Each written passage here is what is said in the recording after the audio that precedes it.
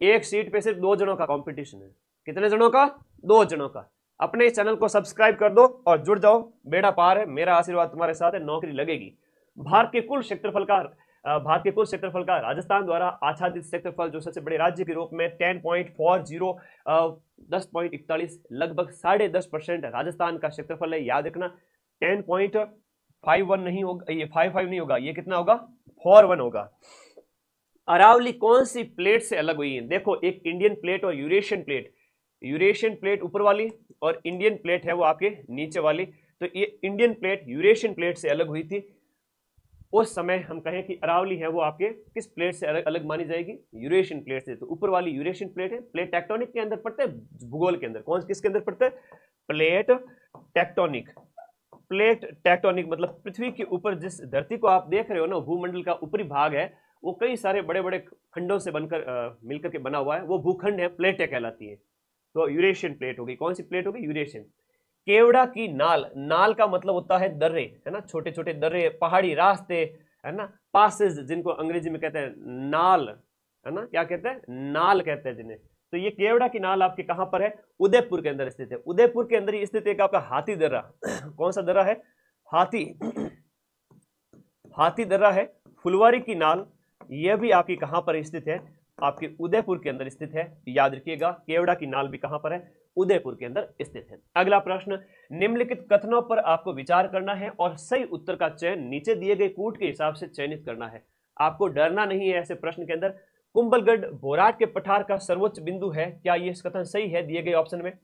रघुनाथगढ़ उत्तरी अरावली का सर्वोच्च शिखर है, यह कथन बिल्कुल सही है। 1055 मीटर ऊंची जो आपकी रघुनाथगढ़ शिखर के अंदर स्थित है, नॉर्थ अरावली की सबसे ऊंची चोटी है। उड़िया पठार माउंट आबू के निकट है। उड़िया का पठार राजस्थान का सबसे ऊंचा पठार है। उस ऊंचे पठार के अंदर उड़िया के पठार का नाम आता है। याद रखना है, राजस्थान का सबसे ऊंचा पठार, तो ये माउंट आबू के निकट है। बिल्कुल सही है, क्योंकि ये इलाका काफी ऊंचा है अपने आप में। तो बी और सी सही है, ए ऑप्शन इसके अंदर गलत है, ये आपको याद रखना है। बोराट का पठार याद रखना है। कुंभलगढ़ से गोगुंदा के बीच का जो पठारी क्षेत्र है, ये भोराट का पठार कहलाता है। तो बी और सी यहां पर क्या हो गया? सही हो गया। इसकी बात करें, कुंभलगढ़ राजसमंद, कुंभलगढ़ से गोगुंदा के बीच, कुंभलगढ़ से गोगुंदा के बीच में भोराट का पठार स्थित है। ठीक है, तो ये आप लोगों को याद रखना है इसके अंदर। चलो, बढ़िया बढ़िया क्वेश्चन है।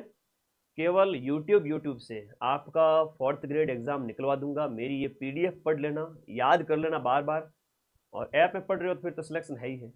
ये ऐसा एग्जाम है जहां 50,000 से ज्यादा सीट है। मैं कह सकता हूं कि यूट्यूब से आपका 90% क्वेश्चन मिल जाएंगे, आप बस जुड़े रहना। तो बी और सी ऑप्शन इसके अंदर सही हो गया। वॉइस नहीं आ रही?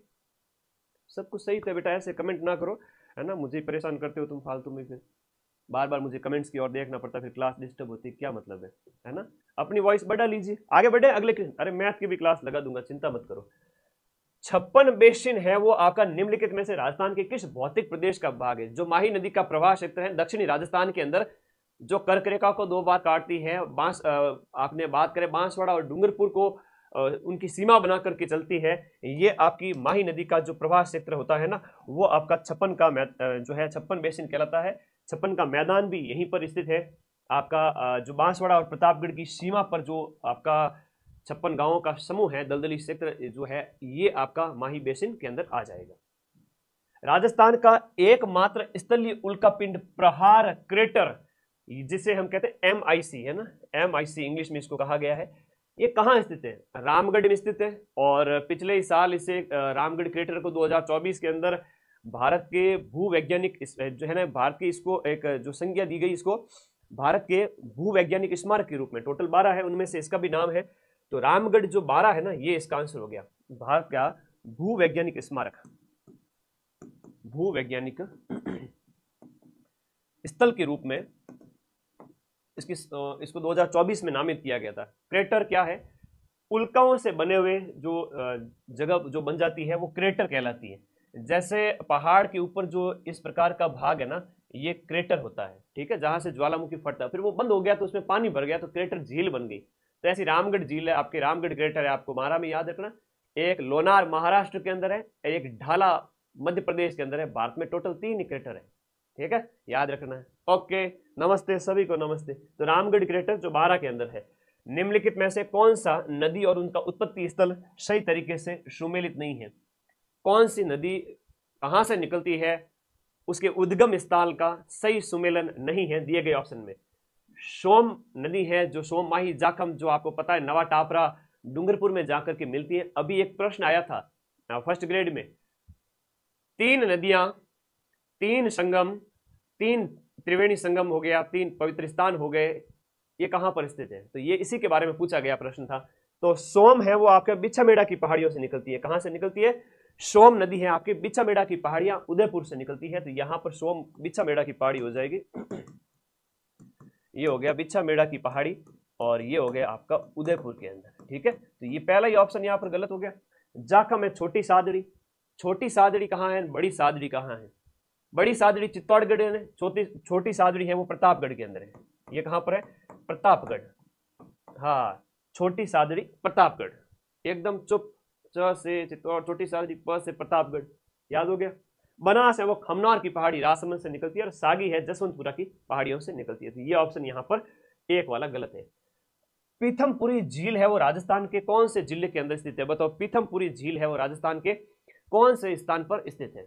आंसर करो एक एक बच्चे, 1 घंटे से ज्यादा समय बर्बाद नहीं होगा। बर्बाद तो क्या है, ये एक प्रश्नों का अभ्यास है जहां से सीधे सीधे प्रश्न, अभी एग्जाम से पहले ऐसे 1000 से ज्यादा प्रश्न करवा दूंगा जिसमें से लगभग क्वेश्चन आपके मिल जाएंगे पेपर के अंदर। 70 में से मैं कह सकता हूं कि आप 55 से 60 क्वेश्चन इस क्लास से मान सकते हो, जो 10, 12, 15 क्लास मेरी आने वाली है, मेरी मैराथन उनसे। हाँ जी, पीथमपुरी झील की बात है। पीथमपुरी झील राजस्थान के अंदर कौन से जिले में स्थित है? तो पीथमपुरी झील है वो आपके कहां पर स्थित है? सीकर के अंदर स्थित है। पीथमपुरी झील कहां पर होगी? सीकर के अंदर होगी। भीलवाड़ा में पार्वती सागर और जैतपुरा है। यहां पर एक पार्वती सागर है और जैतपुरा है। और इसके साथ साथ चित्तौड़गढ़ की बात करें तो यहां पर आपका भूपाल सागर, भूपाल सागर। चलो, ये इस प्रकार से चित्तौड़गढ़ के अंदर भूपाल सागर, बांगदरी ये है, और भीलवाड़ा में पार्वती सागर, जैतपुरा है, सीकर में पीथमपुरी झील है। राजस्थान की किस झील को रामसर आर्द्र भूमि में शामिल किया गया है? राजस्थान की जो आपकी सांबर झील है ना, इसकी बात करें, इसको 1990 के अंदर, 1990 के अंदर और 81 के अंदर केवलादेव हो गया। तो इस प्रकार से हम बात करें तो 4 रामसर साइट है राजस्थान के अंदर। कितने हैं?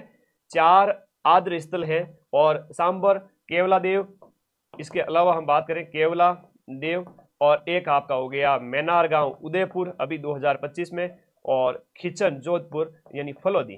ठीक है, तो खीचन आपका फलोदी जिला हो गया। तो राजस्थान के अंदर 4 है वो आपके क्या है? रामसर साइट है वर्तमान की अगर देखा जाए तो। अड़वाना बांध, देखो नए नए प्रकार के बांध आपसे पूछे गए। अड़वाना बांध आपके बाड़मेर, चित्तौड़गढ़, जयपुर, भीलवाड़ा। नया प्रश्न, आंसर करो सभी बच्चे। मेरा आपको पूरा वादा है कि यूट्यूब की क्लास से आपका क्या निकलेगा?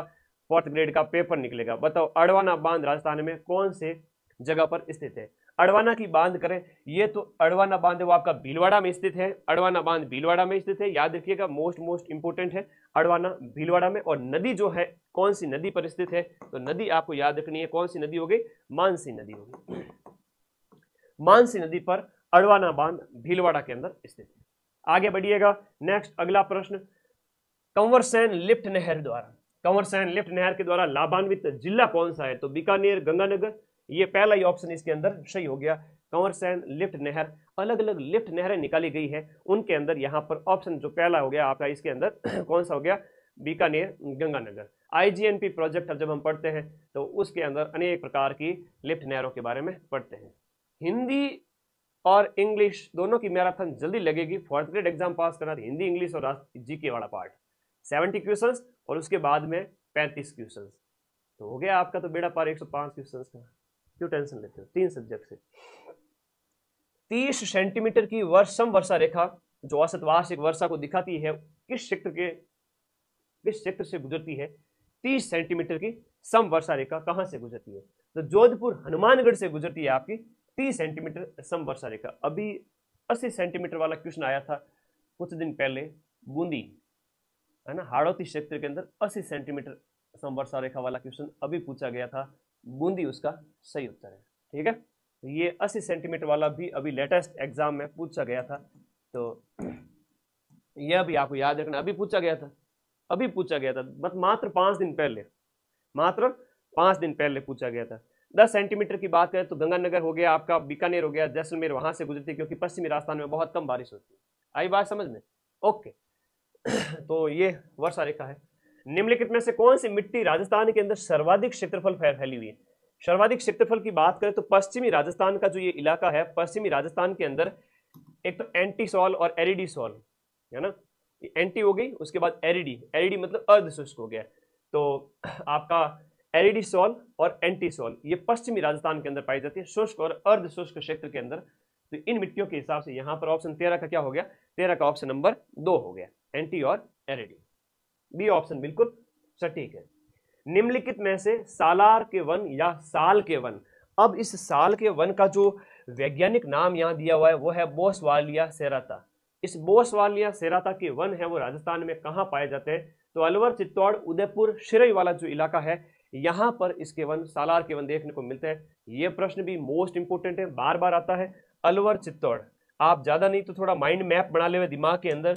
जैसे हम बात करें अलवर हो गया, चित्तौड़गढ़ हो गया, उदयपुर हो गया, शिरई वाला जो इलाका हो गया, यहाँ पर पाए जाते हैं सालार के वन, जिन्हें बोसवालिया सेराता कहते हैं। इसका वानस्पतिक नाम भी साथ साथ याद रखना। गैर शहरी क्षेत्र में उच्चतम पहुंच वाली सड़क की श्रेणी क्या है? शहरी नहीं बल्कि कस्बा टाइप, उस क्षेत्र में पहुंचने वाली उच्चतम पहुंच, उच्चतम पहुंच वाली, वो है आपके राष्ट्रीय राजमार्ग। यहाँ पर क्वेश्चन नंबर 15 के अंदर हो जाएगा। राष्ट्रीय राजमार्ग हाईएस्ट लेवल का, अगर कोई 500 पहुंचा हुआ है, ग्रामीण क्षेत्र से गुजर रहा है, तो हाईएस्ट लेवल क्या कह रहा है, तो वो राष्ट्रीय राजमार्ग है। प्रश्न पूछने का तरीका देखो मेरे भाई, है ना, तो आप लोग थोड़ा ध्यान रखें इस चीज को। ग्रामीण सड़क नहीं, हाईएस्ट सड़क की बात कर रही है ना, बी और सी नहीं होगा।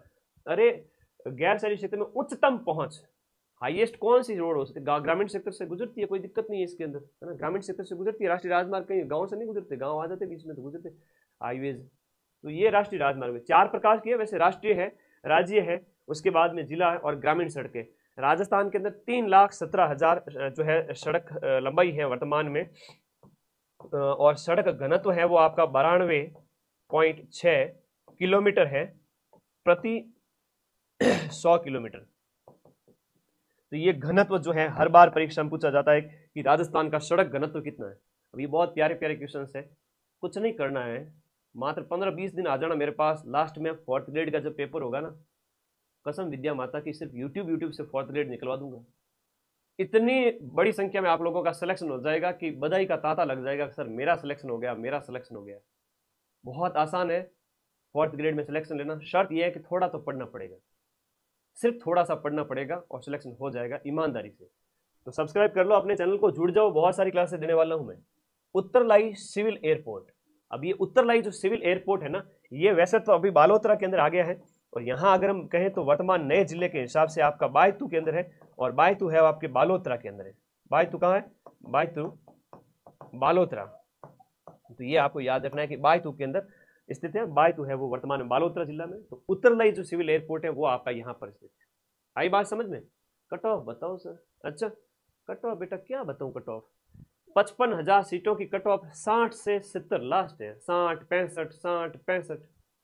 अरे भाई तुम 200 में से 125 नंबर ले आओ, ओबीसी जनरल वाले, अदर कैटेगरीज वाले 110, 115। दुआ करो कि नॉर्मलाइजेशन कम से कम हो। और वैसे अधीनस्थ बोर्ड के चेयरमैन का भी एक ट्वीट आया था कि हम तो भाई डरे हुए हैं, पशु परिचय जैसा नॉर्मलाइजेशन यहाँ नहीं करेंगे, हमसे वापस विरोध सहन नहीं किया जाएगा। तो अच्छा है, पहली बार जब हमने मिलकर आवाज़ उठाई थी, कई सारे मुद्दे बहुत फायदे देते हैं आगामी एग्जाम के अंदर। तो नॉर्मलाइजेशन 2 नंबर का, 1 नंबर का इतना हो तो चलेगा, 15-15, 20-20 नंबर का जो हुआ था वैसा नहीं होगा। बेड़ा पार है, नौकरी लग जाएगी, पढ़ो। 2011 में राजस्थान के अंदर ग्रामीण जनसंख्या, देखो 2011 के अंदर राजस्थान की गांव के अंदर जनसंख्या कितनी है? 2011 की जनगणना के अनुसार 75.1 है वो गांव में रहती है, और 24.9 है वो आपकी क्या है? राजस्थान की शहरी जनसंख्या है। शहरों में लगभग 25% हो गई और गांव में 75% है। ये आप लोगों को याद रखना। आई बात समझ में? ओके, एकदम चौकी बात है। ओके, अगला क्वेश्चन देखो, निम्नलिखित में से कौन से जिले में 2011 की जनगणना के अनुसार न्यूनतम नगरीय जनसंख्या है? न्यूनतम नगरीय जनसंख्या कौन से जिले के अंदर है? वैसे प्रतापगढ़ के अंदर है 0.42।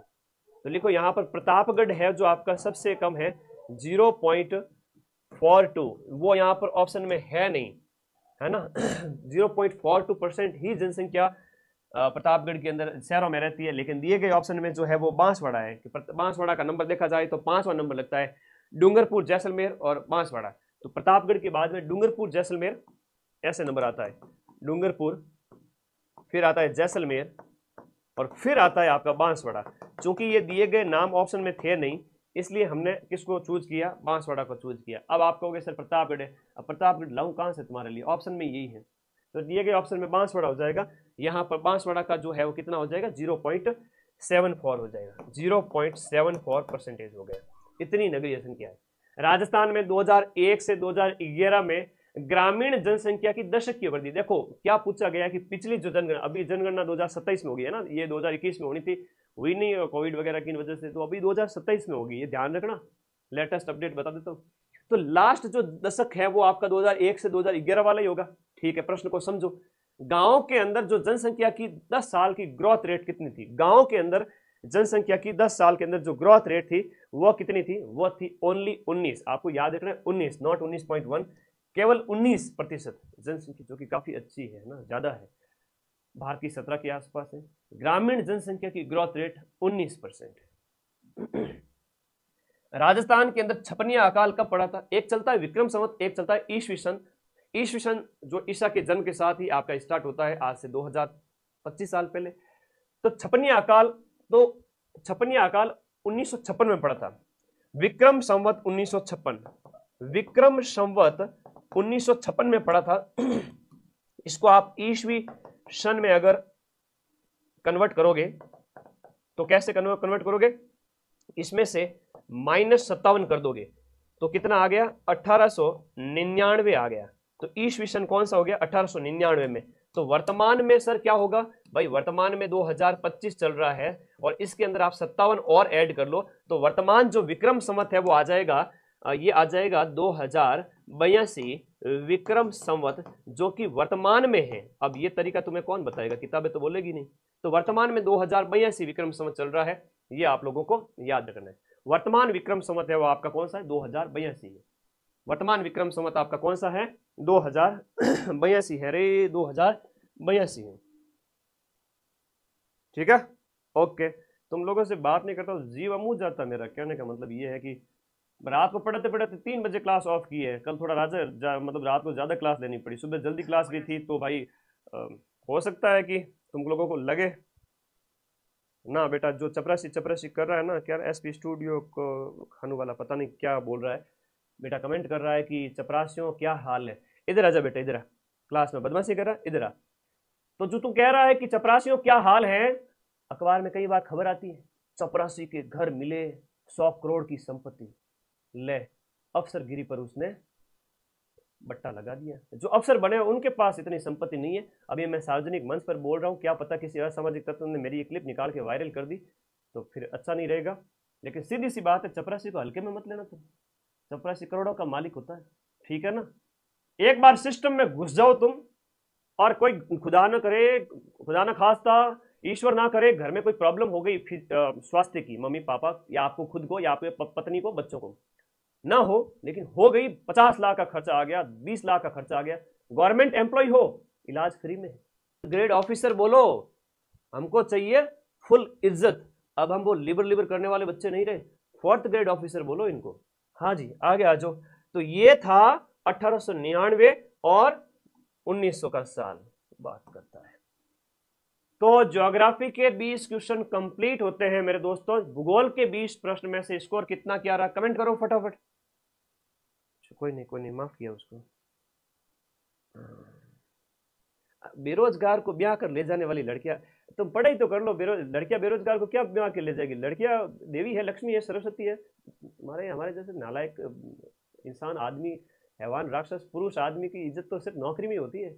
तो नौकरी लग जाओ, तुम्हारी खूब बातें बहुत आती है इनको। चलो कोई बात नहीं, तो कभी कभी मनोरंजन भी होना चाहिए। फिलहाल बैक टू स्टडीज। कितना स्कोर रहा 20 में से कमेंट करो। कोई 17 कह रहा है, कोई 18 कह रहा है। वेरी गुड, 18 है तब तो बहुत अच्छी बात है, 17 है तब भी अच्छी बात है। 2-3 क्वेश्चन तो तुम और कर लोगे, मुझे बताना। तो अब आ जाओ आप सभी साथी फटाफट कि हिस्ट्री कल्चर के लिए तैयार हो कि अगले 10 मिनट में 20 क्वेश्चन कराऊंगा हिस्ट्री और कल्चर के। अगले 10 मिनट में हिस्ट्री कल्चर के 20 क्वेश्चन, 20 में से 20 लाने। हाँ देखो, राजवंश से संबंधित प्रश्न आएंगे, जो सिलेबस में टॉपिक है मैं वही लेके आऊँ। एक बार बड़ो देर शेयर करो सभी दोस्तों के बीच में क्लास को फटाफट।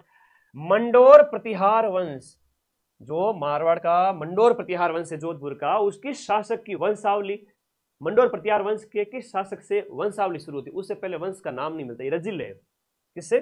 रजिल से ये शुरुआत होती है। किससे शुरुआत होती है? रजिल से शुरुआत होती है। आई बात समझ में? आगे बढ़ो। किस चौहान शासक द्वारा ज्वालीपुरा को ज्वालापुर नाम परिवर्तित किया गया? ज्वालीपुरा को ज्वालापुर नाम विग्रहराज चतुर्थ। अब विग्रहराज चतुर्थ अढ़ाई दिन का झोंपड़ा इसके द्वारा बनाया गया है ना, याद करो मेरे साथ साथ, अढ़ाई दिन का झोंपड़ा इसने बनवाया था। इसके साथ साथ हम बात करें हरिकेली नाटक है, इसके समय का हरिकेली नाटक है ना। और हम बात करें तो इनके समय में आपके जो विग्रहराज चतुर्थ के समय ये जो आपका जो है संस्कृत विद्यालय बना था, जिसके ऊपर कुतुब मीनार ने मतलब कुतुब मीनार बनाई गई थी आपके कुतुबुद्दीन ऐबक के जो मतलब गौरी के हमले के बाद में, ठीक है। तो ये सारी चीजें याद करो। आगे देखो, किस शासक ने सबसे पहले नागा दादूपंथियों को सेना में भर्ती किया था? बात हो रही है आपकी जयपुर की। दादूपंथियों की शाखाएं हैं, उत्तरादे है, निहंग है, खाकी है ना, उनमें एक नागा है। नागा बसम रमाते हैं, वस्त्र धारण नहीं करते हैं, अपने पास हथियार रखते हैं, दाखिली सैनिक के रूप में है ना सेना में भर्ती किया गया था। दाखिली सैनिक, ये जनता बड़ी परेशान हो गई थी, इनके पास हथियार वगैरह थे और कभी सटक जाए है ना, तो वो वाली बात है। तो ये आपके सवाई जयसिंह थे जिन्होंने इनको शामिल किया था। तो ये याद रखना, नागा सैनिकों को दाखिली सैनिक बनाकर किसने? चल मेरी डोल की डमाक डम, किसका झिंटिया किसका तम। अगला प्रश्न, युद्ध वर्ष सुमेलित नहीं है, कौन सा साल किससे सुमेलित नहीं है बता देना। खातोली, बाड़ी, ये सब जो भी आपके पड़ोसियों को हराया था सांगा ने, उस समय की बात है। खातोली का युद्ध है, खनवा का युद्ध है, बिल्कुल एग्जैक्ट है।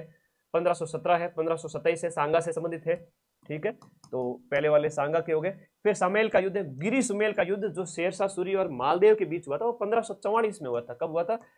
अब वर्तमान में गिरी सुमेल की अगर हम बात करें तो वो ब्यावर के अंदर आता है। वर्तमान में कहाँ आता है? ब्यावर जिले के अंदर आता है गिरी सुमेल, ठीक है। जैतारण जो गिरी सुमेल है वो आपका ब्यावर जिले के जैतारण के अंदर आता है, पहले पाली में था। तो ये 1544 ईस्वी की बात है। कब की बात है? 1544 है। और हरमाड़ा का युद्ध है वो हाजी खां की बेगम को लेकर हो गया था। मतलब ठीक है, उदय सिंह मेरी बेगम को लेना चाहता है, मालदेव मेरी रक्षा करो, है ना। तो मालदेव और उनके बीच में लड़ाई हो गई थी, ठीक है। तो मालदेव और उदय सिंह के बीच में हरमाड़ा का युद्ध हुआ था आपके 1557 ईस्वी में। बिल्कुल सही बात है, हाजी खां बेचारा बीच में फंस गया। अब एक ने दूसरे को, उदय सिंह की इसमें हार हुई थी, दूसरा कह रहा है कि मैं लेके जाऊंगा तेरी बेगम को, मैंने उसको हरा दिया। ये तो हाजी खां बेचारा बीच में फंस गया था, इसमें हरमाड़ा का युद्ध था, ठीक है। मुसीबत के लिए बुलाया था, वही प्रॉब्लम क्रिएट करने लग गया। निम्नलिखित किस ब्रिटिश अधिकारी ने तांतिया टोपे को फांसी देने के लिए ब्रिटिश सरकार की आलोचना की थी? ब्रिटिश सरकार को कहा आपने अच्छा नहीं किया। ये CL शावर्स है, CL शावर्स है, जिसने कहा था कि फांसी ठीक नहीं थी। 18 अप्रैल 1859 को ये फांसी दी गई थी तांतिया टोपे को, शिवपुरी MP के अंदर। और मान सिंह इन्हीं का एक दोस्त था जिसने धोखा करके इनको पकड़वा दिया था। और 8 अप्रैल को इनकी गिरफ्तारी होती है। 8 अप्रैल 1859 को इनकी क्या होती है? गिरफ्तारी होती है। तो थोड़ी इंपोर्टेंट डेट है वो, थोड़ा सा याद रखा करो। स्वामी दयानंद सरस्वती के द्वारा 1883 ईस्वी में परोपकारिणी सभा की स्थापना कहाँ की गई थी? देखो ये परोपकारिणी सभा है, बहुत इंपोर्टेंट है। परोपकारिणी सभा की स्थापना की बात करें तो ये उदयपुर के अंदर इसकी स्थापना की गई थी। बाद में इसका मुख्यालय है वो अजमेर स्थानांतरित किया गया था। मुख्यालय कहाँ स्थानांतरित किया गया था?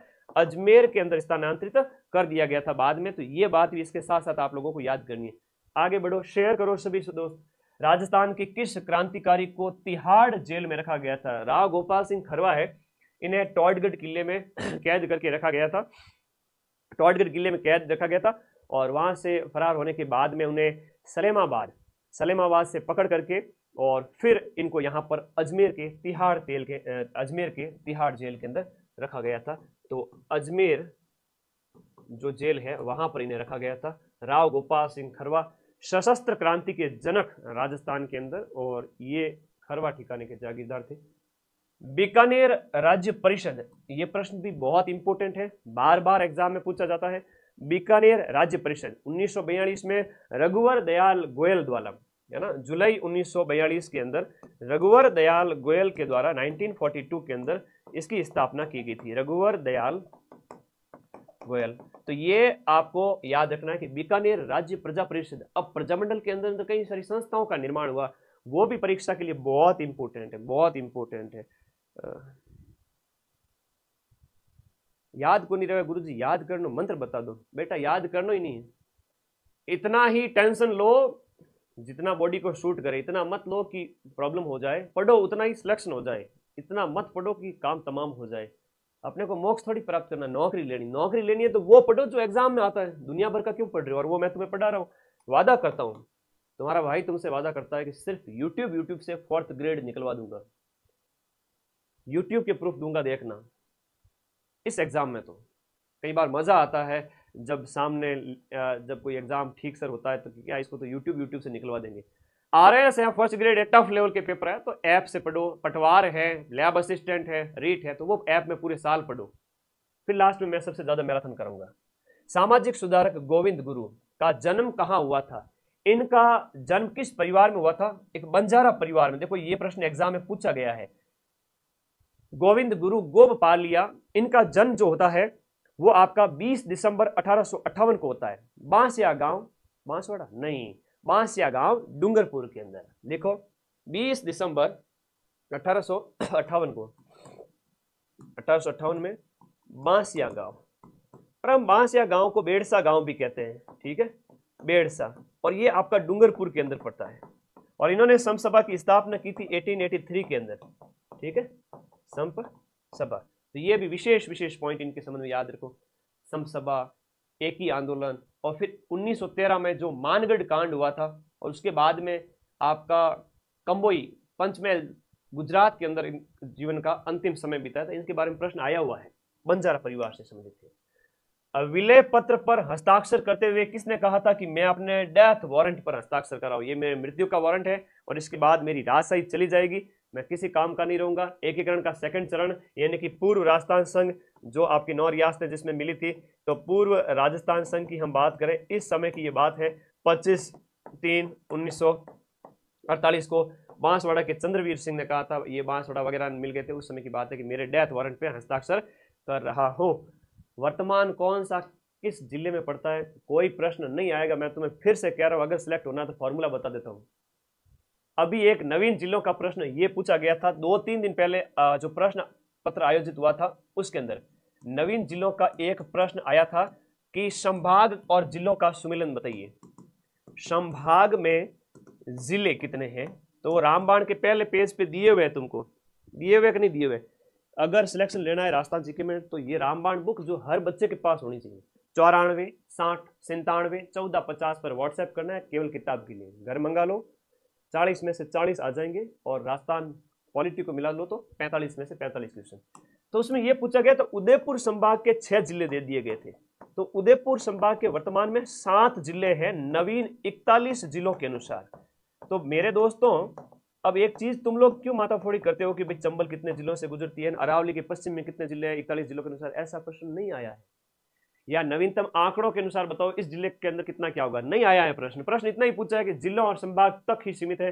पिछले 2 साल में सिर्फ 3 या 4 बार ऐसे प्रश्न आए हैं अधीनस्थ बोर्ड और आरपीएससी के द्वारा। तो आप लोग बिल्कुल भी टेंशन ना ले, इससे ज्यादा कोई क्वेश्चन आ ही नहीं रहा है। ओल्ड जीके न्यू जीके एक ही बात है, अभी चलने दो गाड़ी को कंसेप्ट बेस पे। आगे बताओ, तो अब दोबारा ऐसी गलती मत करना। किस प्रसिद्ध दुर्ग की सुदृढ़ नैसर्गिक सुरक्षा को उनसे प्रभावित होकर के अबुल फजल ने लिखा है कि अन्य सभी दुर्ग तो नंगे हैं जबकि ये बख्तर पहना हुआ है, मतलब कवच पहना हुआ है। तो वो कौन सा किले, किस किले के बारे में ये कहा था? तो ये कहा था रणथंभौर किले के बारे में, जो कि सवाई माधोपुर में। तो रण मतलब क्या होता है गुरुजी? लड़ाई हुई है, तो लड़ाई में बख्तर पहने जाते हैं कि नहीं पहने जाते? बिल्कुल सही बात है, तो लड़ाई में बख्तर पहने जाते हैं। रणथंभौर के किले के बारे में कहा था इन्होंने, ये बहुत बढ़िया क्वेश्चन है, आप लोगों को याद रखना है कि रणथंभौर किले के बारे में। कई बार बच्चों को याद ही नहीं रहता, वो कुंभलगढ़ करके आ जाता है, ऐसा थोड़ा कई बार होता है कि वो भी सामरिक दृष्टि से था। रणथंभौर बख्तर बंद, बख्तर कब पहने जाते हैं? रण के टाइम में। रण का मतलब क्या होता है? युद्ध। ये सवाई माधोपुर वाला किला रणथंभौर हो गया। कुंभलगढ़ वाला तो अभी आया था कि सबसे ऊंचा किला जहां पर ऊंचे भाग को राजप्रसाद के लिए रखा गया था, अभी 1st ग्रेड के अंदर पूछा गया था। कुंभलगढ़ के बारे में आया था, ऊंचा भाग जहां पर आपके महल है और नीचा भाग जहां पर आपके खेती योग्य जमीन है। नीचे में आपके क्या की जाती है, खेती की जाती है। बताइए राजस्थान का ऐसा कौन सा किला है? अरे भाई ऊंचे की बात हो रही है तो कटारगढ़ कुंभलगढ़ किले के अंदर ऊंचा महल बना हुआ है, नीचे जमीन है। ऊंचे देखने पर ऐसा लगता है कि पगड़ी नीचे गिर जाएगी। अबुल फजल ने इसके लिए कहा था। पगड़ी नीचे गिर जाने का कथन इसके संबंध में है कि कुंभाराम नाम का आदमी था जिसकी पगड़ी गिर गई, तो पगड़ी गिर जाए तो ये अबुल फजल ने कहा था इसके संबंध में। तो ये भी आपको यहां याद रखना है कि अबुल फजल ने पगड़ी गिर जाए किसके संबंध का, इतना ऊंचा मत देखो कि पगड़ी ही गिर जाए। क्या अगर कोई व्यक्ति नीचे खड़े होकर ऊपर देखेगा तो उसकी पगड़ी गिर जाएगी, ये अबुल फजल ने इसके लिए कहा था। ये बख्तर बंद है वो रणथंभौर के लिए कहा था। छोटे छोटे सिंपल सिंपल क्वेश्चन आएंगे। 55,000 सीटें हैं, हर घर में चिराग जलेगा, तुम्हारे मम्मी पापा खुश होने वाला है कि मेरा बेटा मेरा बेटी नौकरी लग गया। उनका सीना गर्व से चौड़ा हो जाएगा और उनकी उम्र बढ़ जाएगी 10 साल। जो 70 साल 75 साल होने वाली तो 85-90 साल हो जाएगी, सिर्फ तुम्हारी वजह से। तो अपने इस चैनल को सब्सक्राइब करके जुड़ जाओ, परमानेंट ऐसी क्लासें दूंगा परमानेंट आप लोगों को। ये थोड़ा मैंने 10 दिन गैप ले लिया था, अब अगली बार हर 5 दिन के अंदर ऐसी क्लास मिल जाएगी तुम्हें। जोधपुर के निकट आपका ओशिया के जो मंदिर है ना, उनका जो ग्रुप है वो किसकी देन है? प्रतिहारों ने ओशिया के मंदिर बनाए। ओशिया आपका जोधपुर जिले के अंदर पड़ता है। हम बात करें तो इसके संबंध में यहाँ पर सचियाई माता का मंदिर भी है, ठीक है। सचियाई माता का मंदिर है जो ओश वालों की क्या है, कुल देवी है। तो ये भी आपको इसके साथ साथ याद रखना है। सचियाई माता का मंदिर भी हो गया, तो जैन मंदिर भी है। राजस्थान का भुवनेश्वर भी कहते हैं ओशिया को, क्या कहते हैं? राजस्थान का भुवनेश्वर, राजस्थान का भुवनेश्वर कहते हैं। जैन मंदिर है यहाँ पर। तो कई सारी विशेषताएं हैं ओशिया की। देवयानी कुंड राजस्थान की वास्तुकला आपके सिलेबस में है और विभिन्न प्रकार की जो लोक कलाएं हैं वो भी आपके सिलेबस में है। बिल्कुल गड़बड़ मत कर देना कि गुरु जी मार तो चित्रकला है ही कौन, लोक कला व दिवड़ी है, वास्तुकला है तो जितने भी पत्थर के काम है वो पढ़ने हैं। लोक कलाओं के अंदर सारी कलाएं पढ़नी है। कह रहे हैं कि गुरु जी मेरे तो चित्रकला है ही नहीं। कैसे नहीं है? तो मैं जो क्वेश्चन करवा रहा हूँ वो काम के सिलेबस के अकॉर्डिंग है। देवयानी कुंड आपका कहाँ पर है? जयपुर के अंदर है। देवयानी कुंड आपका कहाँ पर है? देवयानी कुंड आपका जयपुर के अंदर हो गया, इतना याद रखना है। यहाँ किस ऋषि का जो आश्रम हुआ करता था या इसकी तपोस्थली थी? दैत्यों के गुरु शुक्राचार्य की से संबंधित हो गया देवयानी कुंड। देवयानी कुंड जिसे तीर्थों की नानी कहते हैं ना, क्या कहते हैं? तीर्थों की नानी, तीर्थों की नानी मां कहते हैं। अगला देखो, अजारा की ओवरी, एक है चित्तरों की ओवरी और एक है अजरों की ओवरी। चित्तरों की ओवरी और एक है अजारा की ओवरी। अजारा की ओवरी देवगढ़ शैली से संबंधित, और देवगढ़ है वो मेवाड़ का ठिकाना, तो मेवाड़ चित्र शैली के अंदर आता है ना। मेवाड़ मुख्य शैली है, उसका भाग है। अब ये मत करना कमेंट बॉक्स में गुरुजी मार तो चित्रकला है ही कौन, बेटा था तो मन ध्यान है। तो चित्रकला आपके सिलेबस में है, सारी लोक कलाएं आती है इसके अंदर, और वास्तुकला तो सिलेबस में ही है। वास्तुकला लिख दिया मतलब मंदिर महल दुर्ग बावड़िया स्थापत्य कला सब कुछ उसके अंदर आ गया। मंदिर महल दुर्ग बावड़िया स्मारक मीनारे सब कुछ। फिर कहते हैं गुरुजी सिलेबस में कौन नहीं। रामबाण 2.0 जुलाई से जो उपलब्ध है, एकदम विशुद्ध किताब आपके हाथ में आ चुकी है, 0 एरर के साथ में, ठीक है। एकदम शानदार वर्क है, और ऐसा वर्क मैंने मार्केट में जाके देखा और कौन कौन सी पीवाईक्यू की किताबें चल रही है, मैंने देखा 2-3 और उनके पन्ने इसके आगे कुछ भी नहीं है। रामबाण के पन्ने इतने गजब के हैं कि आप लंबे समय तक चलो। इसकी प्रिंटिंग देखो, बड़े बड़े वर्ड है इसके अंदर, व्याख्याएं दे रखी है और शॉर्ट नोट्स भी है। रामबाण की टक्कर की तो पीवाईक्यू की बुक मार्केट में आपको नहीं मिलेगी। इतनी बढ़िया छपाई, इतने बढ़िया फॉन्ट और लेटेस्ट क्वेश्चन, EORO RS तक के 2025 तक के क्वेश्चन भी डाले हुए। लेके आ जाओ मार्केट से, या 94 60 97 14 50 पर व्हाट्सएप करना, सीधी आपको बुक घर बैठे 5 दिन के अंदर अंदर आ जाएगी। देवगढ़ के जो वहां अजारों की ओवरी बनाई गई थी देवगढ़ ठिकाने में, जहां चित्रकार बैठ करके चित्रकारी करते थे। चितेरों की ओवरी है तो वो आपके मेवाड़ शैली से संबंधित हो जाती है, जगत सिंह प्रथम, ठीक है, उनसे संबंधित है। देवगढ़ के जो वहां के सामंत थे वो 16वें उमराव कहलाते थे। तो देवगढ़ ठिकाने चित्र शैली को प्रकाश में कौन लेकर आए थे? ये प्रश्न बहुत इंपॉर्टेंट है। श्रीधर अंधारे इस देवगढ़ शैली को प्रकाश में लेकर आए, ठीक है, प्रकाश में लाए, मतलब लोगों को पता ही नहीं था। तो देवगढ़ शैली के बारे में सबसे पहले श्रीधर अंधारे ने बताया था, और ये क्वेश्चन बार बार एग्जाम में पूछा जाता है। अगला प्रश्न देखो कि लोकगीत किसी संस्कृति के मुंह बोले चित्र है। लोकगीत किसी संस्कृति के मुंह बोले चित्र है, संस्कृति को बताते हैं, ऐसा किसने कहा? आपका देवेंद्र सत्यार्थी ने कहा। और महात्मा गांधी ने कहा हमारी संस्कृति के पहरेदार होते हैं। लोकगीत क्या है? हमारी संस्कृति के पहरेदार है। दोनों ही क्वेश्चन एग्जाम में पूछे गए हैं। हमारी संस्कृति के पहरेदार है, जागते रहो सिपाही की तरह, ये महात्मा गांधी जी ने कहा। लेकिन देवेंद्र सत्यार्थी कहते हैं कि ये मुंह बोले चित्र है। ये दोनों ही क्वेश्चन एग्जाम में आए हुए हैं। मैं मेरे घर से क्वेश्चन नहीं लाया हूं, सारे ही क्वेश्चन एग्जाम में पूछे गए जो मैं करवा रहा हूं, और ये सारे क्वेश्चन आपको रामबाण के अंदर मिल जाएंगे। रामबाण लेके आ जाओ, 45 क्वेश्चन सही कर लोगे 120 में से। चंग नृत्य है वो राजस्थान के कौन से क्षेत्र में होता है? चंग नृत्य पुरुषों के द्वारा शेखावाटी क्षेत्र में होली के अवसर पर किया जाता है। चंग नृत्य, चंग हो गया, गिंदड़ हो गया, कई सारे और नृत्यों की बात करें, चंग हो गया, गिंदड़ हो गया, तो ये अब शेखावाटी के सारे। बाड़मेर में 2019 के अंदर देखो, लेटेस्ट करंट अफेयर्स का क्वेश्चन हिस्ट्री कल्चर के अंदर डाला हुआ है कि 2019 में 14वीं सदी के लोक देवता बाबा रामदेव जी के जन्म स्थान यानी उंडू कश्मीर, कौन सा? उंडू कश्मीर, जो बाड़मेर के अंदर है, उंडू कश्मीर है ना, उंडू कश्मीर, बाड़मेर। तो यहां हम बात करें तो उनके जन्म स्थान पर मंदिर बनाया गया, और इस मंदिर का निर्माण मुख्य रूप से पीले पत्थरों से किया गया।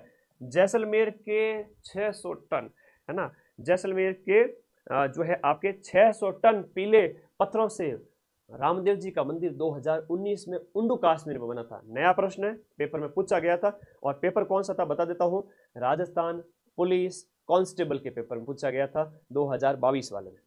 ठीक है, 2022 में राजस्थान पुलिस कांस्टेबल के पेपर में पूछा गया था। तो भाई ऐसे नए नए प्रश्न आपको करवा रहा हूं।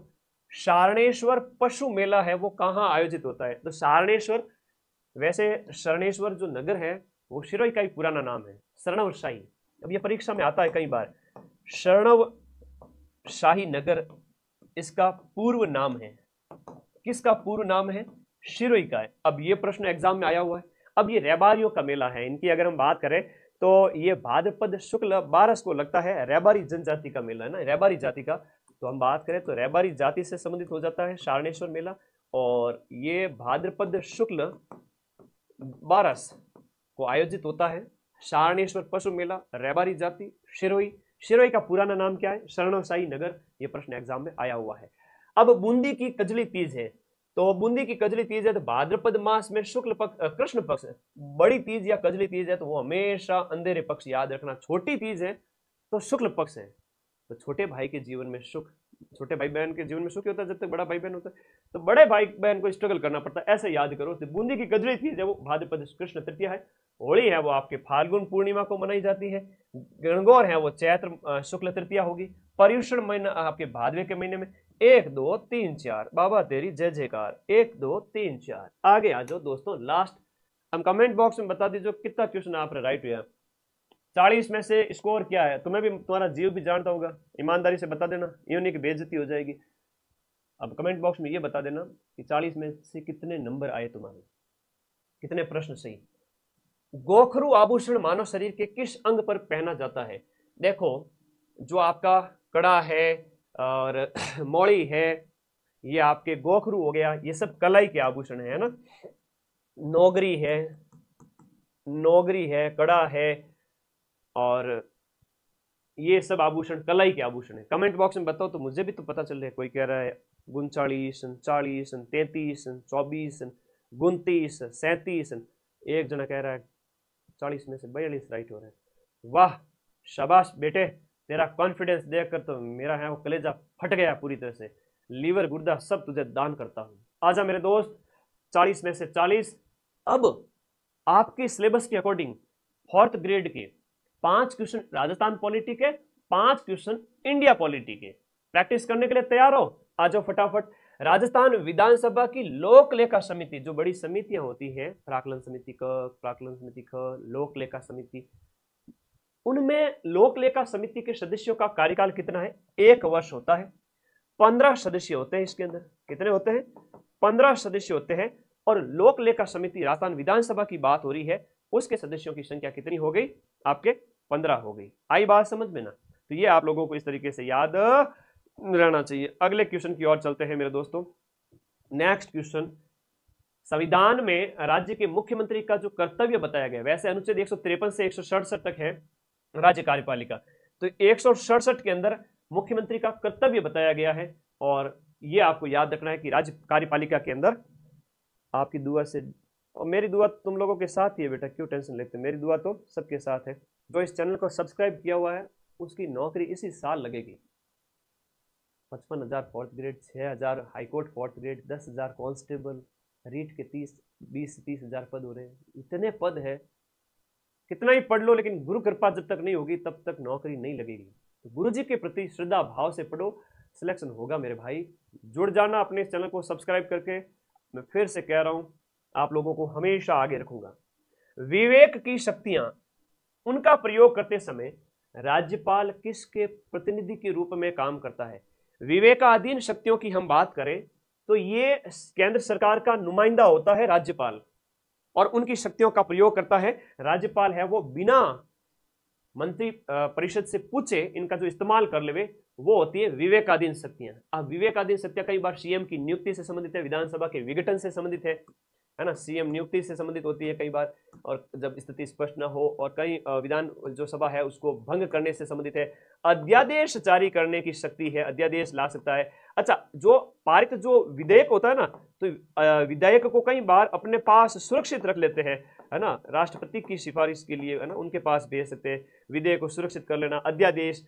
और राष्ट्रपति शासन, सबसे बड़ी चीज ये राज्यपाल ही तो होते हैं जो राष्ट्रपति शासन लगवा देते हैं। अनुच्छेद 356 के तहत, आपका आर्टिकल 356 के तहत, ये सभी राज्यपाल की विवेकाधीन शक्तियां हैं। किसी को पूछने की जरूरत नहीं, केंद्र का नुमाइंदा है राज्यपाल, संघ का प्रतिनिधि है जो स्टेट में नियुक्त होते हैं।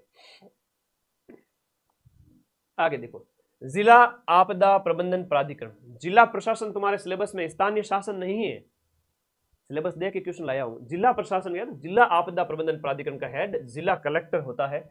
उच्च न्यायालय का मुख्य न्यायाधीश अपना त्याग पत्र है वो किसको देता है? राज्यपाल, मुख्यमंत्री या राष्ट्रपति? अनुच्छेद 217(1) लिखो, अनुच्छेद 217(1) के तहत राष्ट्रपति को देता है। 217 का क्लोज 1 आर्टिकल। प्रथम अंतरिम, अब 5 क्वेश्चन तो राजस्थान पॉलिटी के थे, अगले 5 क्वेश्चन है वो आपकी इंडिया पॉलिटी के करवा रहा हूं, याद रखना इस बात को। 2 सितंबर 1946 को लिखो, 2 सितंबर 1946 को अंतरिम सरकार का गठन हो गया था, जिसकी घोषणा के बारे में पूछा गया है। पंडित जवाहरलाल नेहरू के नेतृत्व में, ना, नेहरू के नेतृत्व में अंतरिम सरकार जो शासन चलाने के लिए बनाई गई थी, जब संविधान बन रहा था उस समय की बात हो रही है। तो ये आपको यहां पर याद रखना है कि 24 अगस्त 1946 को ऐसे ऐसे क्वेश्चन आएंगे बेटा। अभ्यास तो मैं करवा दूंगा, 4th ग्रेड पेपर यूट्यूब से निकलवाऊंगा, ये मेरा वादा है। बड़ी खुशी होती है बोल के कि ऐसे ऐसे क्वेश्चन सिंपल से एग्जाम में आ जाएंगे, भारतीय संविधान से संबंधित सरल सरल क्वेश्चन। आपको थोड़ी जानकारी होनी चाहिए तभी सरल लगेगा, वरना मामला गड़बड़ है। इसकी घोषणा कब हुई थी? 24 अगस्त 1946। लेकिन गठन कब हुआ था? अगस्त के बाद में, इसके जस्ट 7-8 दिन बाद में 2 सितंबर को। भारत की संघीय व्यवस्था और अवशिष्ट शक्तियां हमने किस देश से ली है, और राज्यपाल से संबंधित कुछ प्रावधान वगैरह, तो ये अवशिष्ट शक्तियां हो गई, या इसके साथ साथ आपके संघ व्यवस्था वगैरह हो गई, तो ये हमने कनाडा से ली है। कहां से ली है? कनाडा से ली है। आयरलैंड की बात करें तो नीति निदेशक तत्व तो हमने आयरलैंड से अपनाए हैं। DPSP, directive principle of state policy, नीति निदेशक तत्व जो आगे बात करेंगे। भारतीय संविधान एक पवित्र दस्तावेज है, ये किसने कहा था? ये कहा था डॉक्टर भीमराव अंबेडकर ने। किसके द्वारा संपत्ति के मूल अधिकार का लोप किया गया? अब ये देखो, बहुत प्यारा क्वेश्चन है, हर बार एग्जाम में पूछ लिया जाता है कि पहले मूल अधिकार 7 हुआ करते थे, एक ऐसा जो है संशोधन पारित किया गया, उसमें ये भी हटा दिया गया था, 300 क में शामिल कर लिया गया था। 44वां संविधान संशोधन अधिनियम 1978, जो कि 1979 में ये लागू कर दिया गया था कि आपका संपत्ति का अधिकार अब मूल अधिकारों की कैटेगरी के अंदर नहीं रहेगा। ये आपको याद रखना है। 44वां संविधान, मैंने 44वां लिखा, कौन सा अधिनियम लिखा? 40वां लिख दिया। रुको भाई, 40वां नहीं है, 42वां नहीं है, 44वां है, सी ऑप्शन। अब कई बच्चे ऐसे होंगे जो यूट्यूब के नीचे पूरा देखेंगे नहीं, कमेंट कर देंगे सर गलत बता दिया।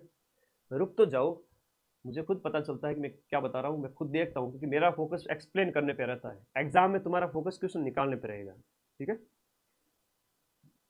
ई विकल्प तब भरना है जब आपको कोई क्वेश्चन नहीं आए। वैसे 120 में से 10 क्वेश्चन ऐसे होंगे, 10-15 लास्ट, जिनमें आप ई विकल्प भर देंगे। बाकी 105 तो अटेम्प्ट करने ही करने हैं, 105 प्लस तो अटेम्प्ट करने ही करने हैं। वो मैथ का अंडर है नहीं उतना जितना दूसरे सब्जेक्ट हो जाएंगे उससे। मैथ में भी 5 नहीं आती तो भी 5 क्वेश्चन तो अटेम्प्ट कर ही लेना।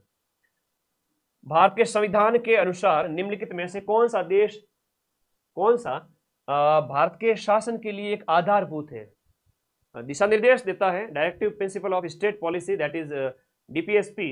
ये आयरलैंड के संविधान से हमने लिए है और संविधान के भाग 4 के अंदर अनुच्छेद 36 से लेकर के 51 तक आपके डीपीएसपी आते हैं जो निर्देश है। तो भाई पॉलिटी में क्या स्कोर रहा बताओ फटाफट कमेंट बॉक्स में। राजस्थान पॉलिटी और इंडिया पॉलिटी, कोई वो हार्ड फार्ड पॉलिटी नहीं आएगी, चिंता मत करो। आएगी तो भी 2-3 क्वेश्चन आएंगे कठिन से कठिन, उसमें भी तुम एलिमिनेशन मेथड से सही कर लोगे। अब मैं थोड़ा सा स्पीड से चलूंगा क्योंकि ये जो प्रश्न है जो आपके कंप्यूटर वगैरह के, ये आप लोगों को बता रहा हूं। वह सॉफ्टवेयर जो प्रयोक्ता के जानकारी के बिना उसकी देखो एक चीज बाद में कमेंट करना, तुम लोगों के 50 क्वेश्चन किसके हो गए, राजस्थान जीके और पॉलिटी के, तो 50 ये, और उसके बाद करंट अफेयर्स और साइंस और कंप्यूटर, इन सब को मिलाकर पीछे वाले सेगमेंट में राजस्थान जीके के अलावा 30 में से कितने नंबर है वो देख लेना, और टोटल 70 में से कितना है वो वीडियो के नीचे कमेंट करना क्लास एंड में। वह सॉफ्टवेयर जो प्रयोक्ता की जानकारी के बिना उसकी गतिविधियों को ट्रैक कर, तुम्हें पता ही नहीं है तुम्हारी जानकारियां ट्रैक हो रही है, दैट इज आपका स्पाईवेयर। स्पाईवेयर मतलब जासूस, मालवेयर, स्पाईवेयर, इसके लिए कई शब्द इस्तेमाल किए जाते हैं। स्पाईवेयर यानी जासूसी है ना, मालवेयर भी होता है जो कि एक प्रकार का क्या होता है, जो है कंप्यूटर वायरस होता है, कंप्यूटर वायरस होता है। फिर निम्नलिखित में से क्या आपका ओएस यानी कि ऑपरेटिंग सिस्टम का एक प्रकार नहीं है, ऑपरेटिंग सिस्टम का प्रकार कौन सा नहीं है, multi timing OS. Multi timing OS operating system का प्रकार नहीं है। ऑपरेटिंग सिस्टम में मल्टी प्रोग्राम ओएस है, मल्टी प्रोसेसिंग है, इंटरेक्टिव ओएस होता है। निम्नलिखित में से कौन सा स्प्रेडशीट का एक उदाहरण है, स्प्रेडशीट का उदाहरण है माइक्रोसॉफ्ट एक्सेल है, वो आपका क्या है, स्प्रेडशीट का उदाहरण है, ये आपको याद रखना है। ठीक है, आंसर देते जाओ फटाफट। स्प्रेडशीट के विश्लेषण के लिए, स्प्रेडशीट के विश्लेषण के लिए कौन सा उपकरण नहीं है, मेल मर्ज है वो स्प्रेडशीट के विश्लेषण के लिए नहीं है। बाकी व्हाट-इन एनालिसिस है, लक्ष्य की तलाश है, छटाइए।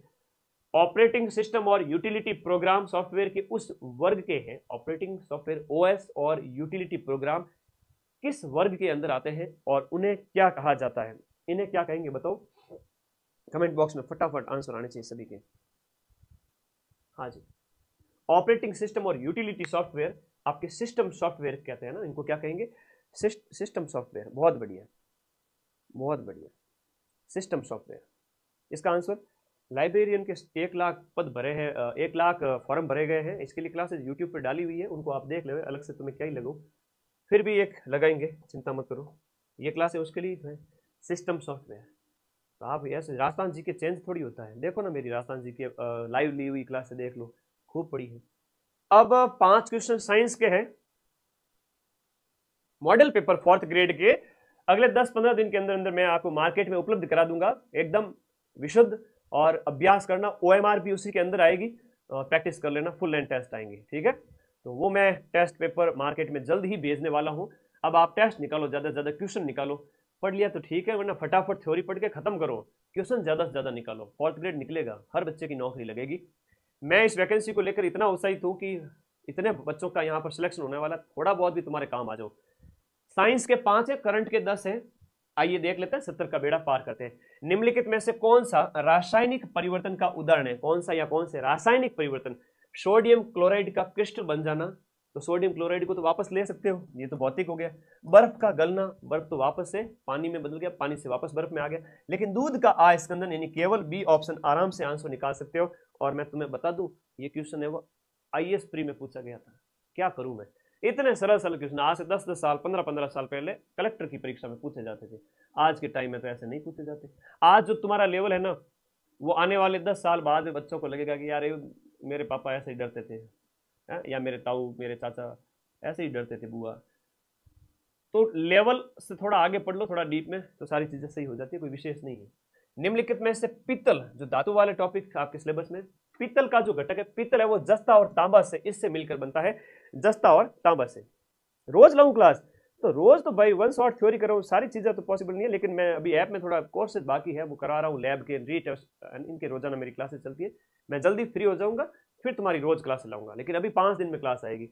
जस्ता तांबा हो गया। मानव शरीर में पाचन का अधिकांश भाग है वो कौन से अंग में होता है? बड़ी आंत के बाद में हम बात करें यहाँ पर, सॉरी छोटी आंत जो है, छोटी आंत जो है आपका स्मॉल इंसेस्टाइन, छोटी आंत के अंदर क्या होता है? अधिकांश पाचन होता है। शुरुआत कहां से होती है? मुख से।